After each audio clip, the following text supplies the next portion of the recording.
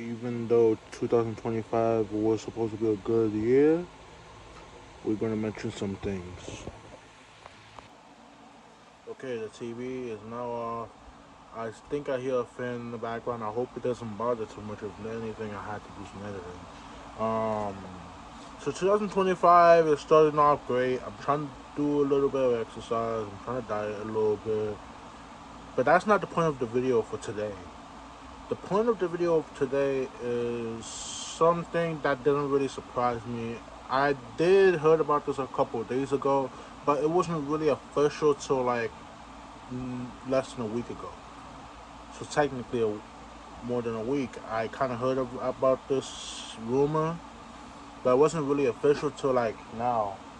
Until like a couple of days ago. I think it was the 13th, and today's the 18th. So, what am I going to talk about is crazy because I've been mentioning this kind of stuff like back in 2020, maybe a little bit in 21, maybe before that, 2019. So, you know me, I like nostalgia. So I'm thinking about shows I used to watch back in the day. And this channel back in the day was called Sprout. I think when I first had, well, not first, I had cable before, but like when I had my memory locked in, the first time I was really getting cable was back like in 2013. Even though before that I did have cable, but it was like a year since I didn't have cable. Like 2011, I think I had cable and everything. But 2013 is when I really remembered having cable. Before, at that time, it was called PBS Kids Sprout. It wasn't even called Sprout yet. Um, and I had a lot of good memories watching that channel. Um, the topic of the video is still not mentioned, so don't. So you probably know what's going on already. Um, there's shows I used to watch like The Wiggles, even though I got, I think Sprout was the reason I liked The Wiggles, but this was before, like in 2011, because back in 2012 when I didn't have cable, I was watching The Wiggles like on my phone or something. Well, not phone, maybe like a tablet. Um, then we got shows that I never really watched before, like Fireman and Sam. It's been 10 years since that show stopped airing on the channel. Wow. I I was like not. It was like a couple nights ago. I was like, really? It's been 10 years since I've been watching this show. Crazy. Fireman Sam, Bob the Builder. I think I already knew about the Builder, but like I feel like I got hooked to it once I was watching it on Sprout. I was already watching Super Wide because like today's and back in the day, PBS was like a local channel. So I was already watching Super Wide and Barney and all that, and I think about the Builder maybe, I don't know. But yeah, so the topic of the video is that the channel, even though they changed a lot throughout the years, Universal Kids is officially shutting down. So, Universal Kids is basically Sprout, but for teenagers and kids. If you don't know what I mean, back in 2017, and I had cable at the time. Don't worry, I saw everything happening.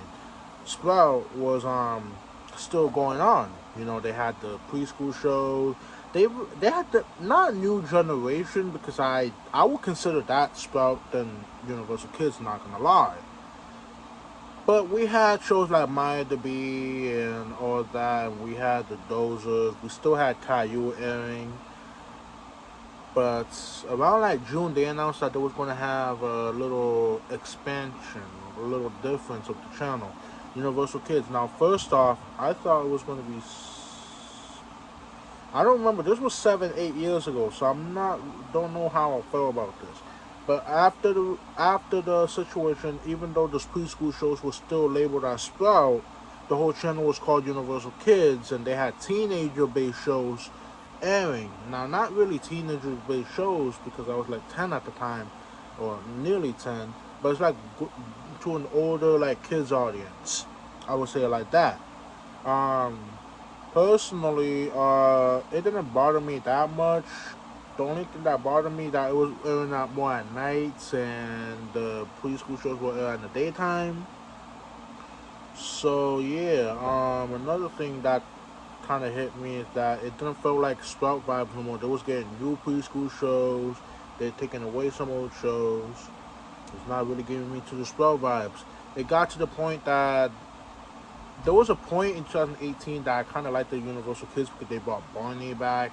They got to a point they brought Bob the Builder back. But that same year, those two and the Wiggles stopped airing, and they actually changed up the channel a little bit. And that's when I started to hate Universal Kids. I started to not care about the channel no more, and that's when I completely stopped checking updates about the channel. They were usually marathons of the same show, Coco Melon or Martha and the Bear. Those shows I don't really watch or enjoy, even though Martha and the Bear been in the channel for a while now. I feel like that show been there since 2017, maybe before the revamp. I don't remember. But even though it's shutting down, I don't really care at the same time. The only thing I care about is that's the same channel I watched growing up with the shows I grew up watching. So it's kind of sad, but at the same time it's not, because they're all shutting down as a horrible channel. No wonder they're shutting down, because I think the viewership went downhill. Like, they're airing the same show like for 8 hours. I understand they're shutting that thing down.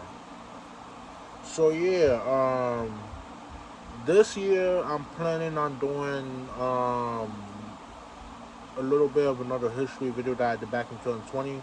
Instead of redoing the whole thing, I will only do 2013, 2017. Hear me out, 2017.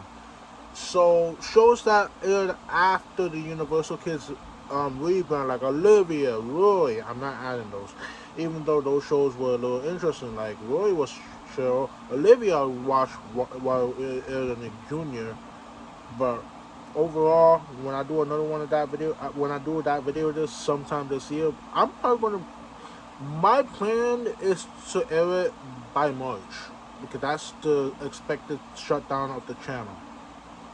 So I'm gonna start airing. I'm gonna start working on it and probably get it done by March.